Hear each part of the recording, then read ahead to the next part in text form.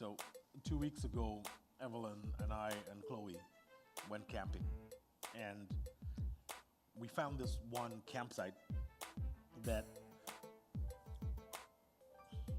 Let me back up. So we camp every year, or we try to. There was a season when we had like no money, so we couldn't even go camping. But we always went to Bon Echo. But Bon Echo is such a popular campsite that you have to book it like in February or March if you want any of the spots that we like to camp at. If you want to go like to one of their crappy spots or whatever, you can book late. But we like a certain part of Bon Echo, and so. But it was getting harder and harder for us to book in February, and so last year we decided that we weren't going to go to Bon Echo at all. And this year we decided to go even further. Well, last year we went to Bonnechere, and it ended up being a huge surprise because everything that we'd heard about Bonnechere Provincial Park was that it was a dump, blah blah blah. We got there were very few sites, and there was this massive beach, and so like everybody was kind of spread out real nice and whatever, and everybody was super friendly. And so I was like, okay, I'm willing to try out new campsites because I was kind of fixed on Bon Echo. It's as I say, it's very easily beautiful. It's right on the Canadian Shield. You know, the beach at Bon Echo is not so nice, but the view is so amazing, so you don't really care. This year we decided to try new things, and so we searched around on a bunch of blogs for like hidden gems of camping in Ontario, and we found this. we found this.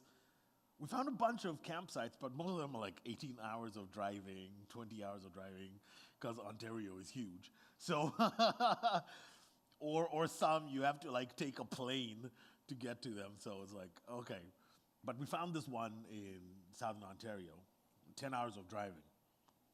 And so we broke it up. We stayed with some friends in Toronto. And when we arrived at Wheatley, is the name. Please don't tell anybody else about this place because it's awesome. But anyway, we arrived at Wheatley and it was raining, and we started feeling really like depressed. I started getting really grumpy while we were setting up the tents and everything, because setting up tents in the rain is no fun.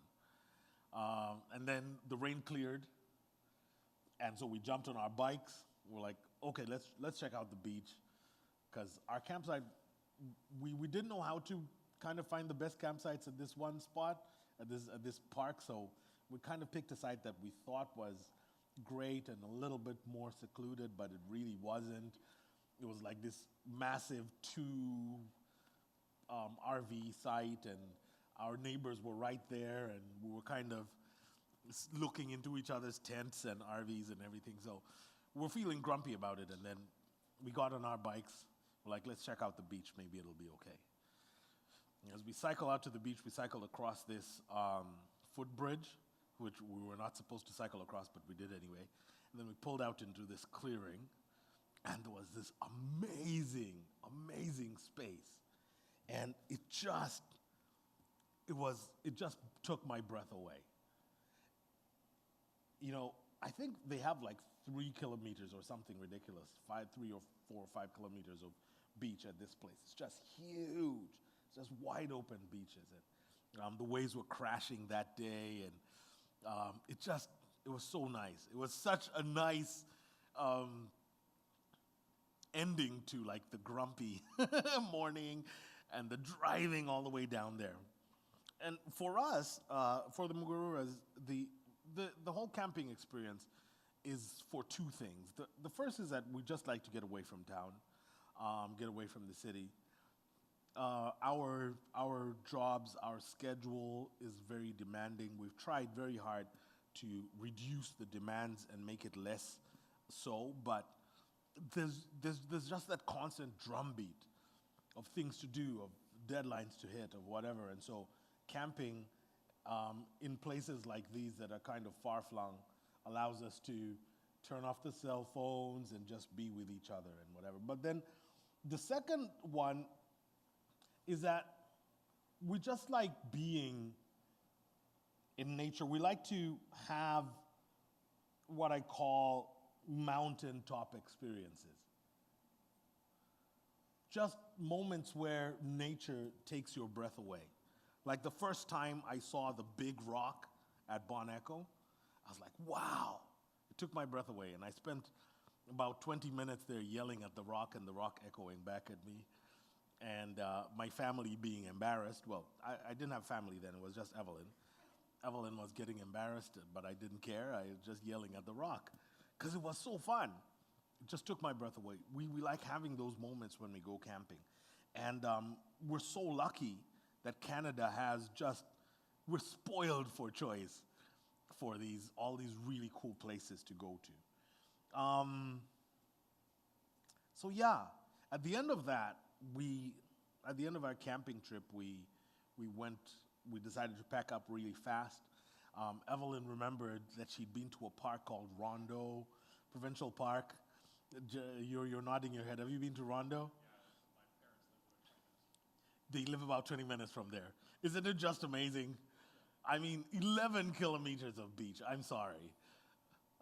And like nice beach, not our crappy Ottawa beaches. Like nice beachfront right on Lake Erie. It's just spectacular. And so we drove there and we found this one beach spot and we sat there and we had like 100 meters of beach to ourselves. And the beach was crowded that day, but it was so good. It's so cool to be in those places, in those spaces where it's just, it's wide open. It's breathtaking. This year we've actually been lucky. We've had a few mountaintop experiences. Evelyn took me backpacking for the first time this year. We went to Frontenac Provincial Park. It was really a lot more difficult than I thought it was going to be. And I got into this headspace where I'm like, no, we're gonna go. And we didn't stop enough to drink and eat. And so by the time we got to our campsite, I was wiped. But we arrived at this really spectacular place on this really secluded lake. We almost had the lake to ourselves.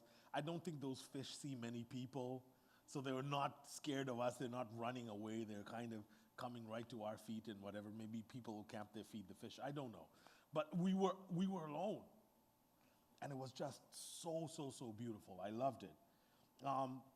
We went camping in northern Quebec, and then we also went camping in the Laurentian Mountains near Mount Saint Sauveur. And as you're driving through the mountains, driving down past what's the big famous golf course, Tremblant.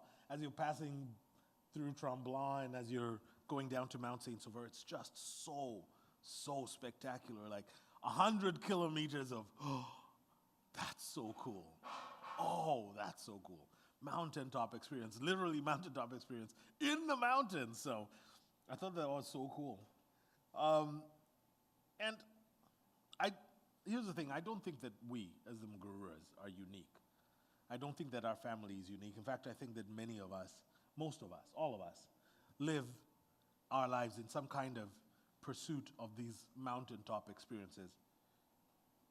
And I don't think that they're bad. I don't think that they're bad. I think that mountaintop experiences are really good for us because, they release endorphins into our brains. They create happy, positive feelings.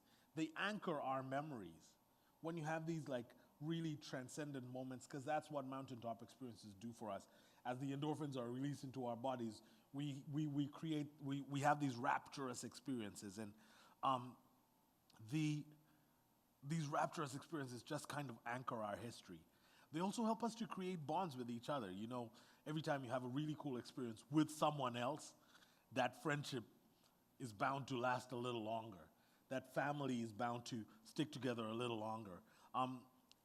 It's actually a thing in psychological studies that families that do things together, that have lots of experiences together, are more tightly bonded. Families that do not figure out ways to have experiences together fray, their relationships fray. And so mountaintop experiences are great. But all of us know life is not a mountaintop. Life is not always a mountaintop. There are valleys. There are moments when just things don't work out. And the funny thing, so I grew up in East Africa. East Africa has the Rift Valley, and the Rift Valley is actually spectacular. it's not like a dark valley. It's not like a deep valley. It's actually a really nice valley. And there's this, especially in Kenya, where the Rift Valley is really wide. It's wide and flat, and so there's a lot of wildlife that live in these in the Rift Valley in Kenya, and they've actually created sanctuaries for wildlife to live because it's just so amazing there. So the mountain there is amazing, the valley there is amazing, and so it's always funny because when you've been in places where valleys are not so ominous and scary, it's like, it's a valley. But I think it's also a metaphor for sometimes things are not going to go well. Sometimes you're going to walk through situations in your life that are not mountaintop experiences. You can pretty much guarantee it. And you guys are smart enough, you've lived enough life to know this for yourself. We had a series of sermons from, this thing is bothering me, because I used to have hair, and I would just lock it with the hair, but now it keeps sliding on my skin, so we'll see. I did not think about this when I cut my hair. We had a sermon. It was one congruent thought right from Easter all the way to the end of June, but I kind of broke it up into a bunch of sermon series. But basically, we were walking the story of the early church, the early disciples of Christ, from the moment that Jesus died and rose again, all the way to the establishment of their first church. And the thing that kind of gets lost the more that you repeat these stories is how much these stories are kind of like a roller coaster for the followers of Christ. Like, they're with Jesus, he's walking around, the group is growing, blah, blah, blah. Then Jesus says some things, then the group falls apart. The 5,000 people that were following him across lakes and oceans and rivers, no oceans, but across lakes and rivers, suddenly abandon him. Before that, not long after that, he becomes a religious pariah. He gets crucified. So they're riding this roller coaster, seeing 5,000 people follow Jesus. Then everybody abandons them, and then Jesus becomes a religious no-no, and he gets crucified. And they go into hiding. Then Jesus rises from the dead. Mountaintop experience. Oh my gosh. He hangs out with them for 40 days. And then he takes them up to the mountain. He defies gravity. He flies up into heaven. They're like, what's going to happen to us? Jesus just left. They go back into hiding. Then the Holy Spirit falls. Acts chapter 2. Acts chapter 1. Acts chapter 1, the Holy Spirit falls. And tongues of fire on their heads, and it's crazy. They burst out of the room. They start preaching. 3,000 people are added to their number that day. The group grows and grows and grows and grows. But if with a group growing that fast, obviously they're going to hit opposition. So they hit opposition. Paul, he's called Saul at this moment, loses his mind. He's like, oh my gosh, there's going to be a rebellion. He starts to chase them around. He starts to knock them down. He starts to drag them off into prison or kill them. It's like they're on this, whoa, it's amazing. Oh my gosh, it's scary. Oh, it's amazing. Oh my gosh, it's scary. On and on and on and on. And finally, the church gets scattered. The church gets scattered. The persecution is so much, the church scatters from Jerusalem. There's a few who remain in Jerusalem, but a lot of them leave Jerusalem. And I was reading the book of James, especially the first chapter of the book of James. And I started to see something, because James starts out the passage in the first chapter of the book of James in a way that's really, really weird. If you have a phone or whatever, or if you don't mind hearing me read it, I can read James chapter 1, but let's turn to it, because James says something really interesting at the beginning of James chapter 1. Right in verse 2, right at the beginning of this sermon that is recorded from James, he says, Consider it a sheer gift, friends. When tests and challenges come at you from all sides, you know that under pressure, your faith life is forced into the open and shows its true colors. So don't try to get out of anything prematurely. Let it do its work so you become mature and well developed, not deficient in any way. Verse 5. If you don't know what you're doing, pray to the Father. He loves to help. You get his help and won't be condescended to when you ask. Ask boldly, believing without a second thought. People who worry their prayers are like wind-whipped waves. Don't think you're going to get anything from the Master that way, adrift at sea, keeping all your options open. Verse 9, when down and outers get a break, cheer. And when the arrogant rich are brought down to size, cheer. Prosperity is as short-lived as a wildflower, so don't ever count on it. You know that as soon as the sun rises, pouring down a scorching heat, the flower withers, its petals wilt, and before you know it, that beautiful face is a barren stem. Well, that's a picture of the prosperous life. That barren stem is a picture of the prosperous life. At the very moment everyone is looking on in admiration, it fades away to nothing. I'm going to end at verse 12. Anyone who meets a testing challenge head on and manages to stick it out is mighty fortunate. For such persons, loyally in love with God, the reward is life and more life. This is a perspective that just is so shocking. This is a man that has been through enough peaks and valleys to know that you have to be measured. He develops a perspective that is really unique. You see, there is a problem. I consider it to be a problem. There's a problem with this society in which we live in Canada right now. Everything is designed for us to have a mountaintop experience. Everything is trying to get us to have a great time all the time. But I think that what it precipitates is that it creates a kind of immaturity. Like, I want to be blunt and honest about it. I think that it creates a kind of immaturity. I've seen it happen inside of myself. A world that is constantly trying to create mountaintop experiences creates immature people. I am one of them. So I always want to be entertained. Are you not entertained? Sorry, rabbit, squirrel. I always want to be entertained. I always want to be, whatever. And a friend of mine came to visit Canada a couple of years ago. He's a doctor. And he said something to me that I've ended up hearing a lot more in the zeitgeist, but he was the first person who said it to me. He said that I've never seen so many bored people surrounded by so much entertainment. Like, we are spoiled for choice in terms of things that give us a mountaintop experience. And so that has a tendency to precipitate immaturity in us. James has a completely different perspective. I was thinking about it.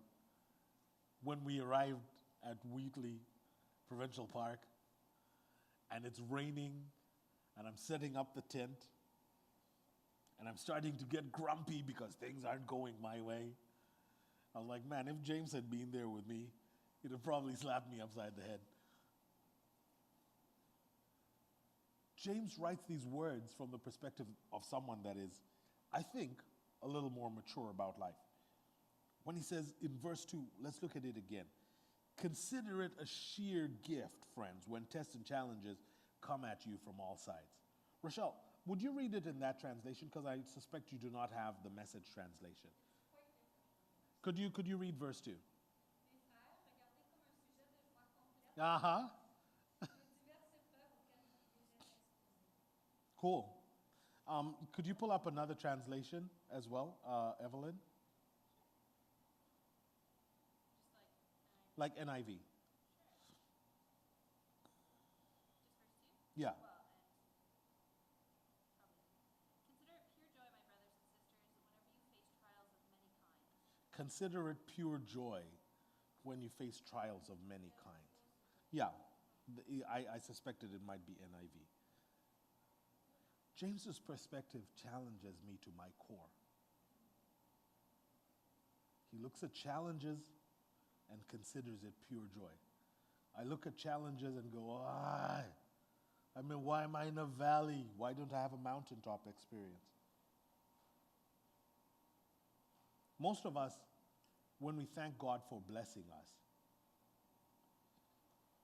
we thank Him for stuff that we think gives us a mountaintop experience. We thank Him for finances and comfort and access to opportunities. These are the things that we see as gifts, as pure joy, as evidence of God's blessing. But James's perspective is completely different. He started to see tests and challenges as a gift. Not just luxury and comfort, but tests and challenges as a gift. James has started to see that the persecution that their group was experiencing was a gift, that it has a way of refining you and maturing you. This level of maturity is very astonishing. And I want to be honest with you. I fall down where this is concerned. On the mountain, I'm lazy, I'm entitled. I think that that's the way that things are supposed to be. In the valley, I throw a fit. I throw an adult-sized tantrum. I want things to get back to making me feel happy. I think it is instructive for where we are as a congregation. We are not on a mountain right now. We're not a mountaintop congregation. There's a friend of mine who planted a church in Hamilton, and a couple of weeks ago they had their largest attendance. And he started a year before we did. They've grown and grown and grown and grown and grown. On Instagram he put, that was just all mountaintop. That was his Instagram feed. And I just wanted to punch him in the face. It's a good thing he's in another city. Another friend of mine, he leads my church, Ottawa. They're very soon going to become Hillsong, Ottawa. They're on a serious rocket ship right now. And they experience a lot of mountaintop whatever. And if you look at their Instagram posts every week, that was so amazing. Oh my God, so many mountaintop experiences. He's been asking me to have lunch, and I've been ducking his lunch because I might punch him in the face because I'm immature. I'm immature. I'm falling down where this is concerned. I want to consider it pure joy, walking through a test and trial. I do. I'm not yet there. I hope that there's something for you in this. I hope that we can learn from it. That's all I have to say. I didn't come with, and here's how you apply it to your life. No, because I don't know how to apply it. I'm still learning this lesson. I just wanted to share it with you.